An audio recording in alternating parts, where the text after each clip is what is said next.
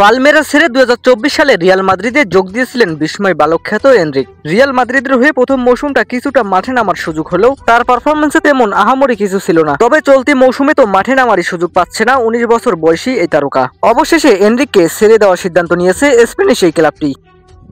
ব্রাজিলের সংবাদ মাধ্যম গ্লোবো জানিয়েছেন জানুয়ারিতেই এনরিককে ছাড়তে পারে রিয়াল, তবে তাকে এখনই বিক্রি করবে না তারা। ফরাসি ক্লাব অলিম্পিক লিওতে ধারে পাঠাবে রিয়াল। গ্লোবো এটাও জানিয়েছে এরই মধ্যে এনরিককে আগামী জানুয়ারিতে ধারে পাঠানোর বিষয়ে চুক্তির কাজ প্রায় সম্পূর্ণ হয়েছে। 2025-26 মৌসুমের দ্বিতীয়ার্ধে ফরাসি ক্লাবের জার্সি গায়ে দেখা যেতে পারে 19 বছর বয়সী এই ব্রাজিলিয়ানকে। গত মৌসুমে ব্রাজিলের পালমেরাস থেকে রিয়াল মাদ্রিদে যোগ দিয়েছিলেন এনরিক। কার্লো আনচেলত্তির অধীনে 37 ম্যাচে 7 গোল করেছিলেন তিনি। কিন্তু চলতি মৌসুমের নতুন কোচ জাবি আলোনসোর অধীনে মাঠে সময় পেয়েছে মাত্র 14 মিনিট।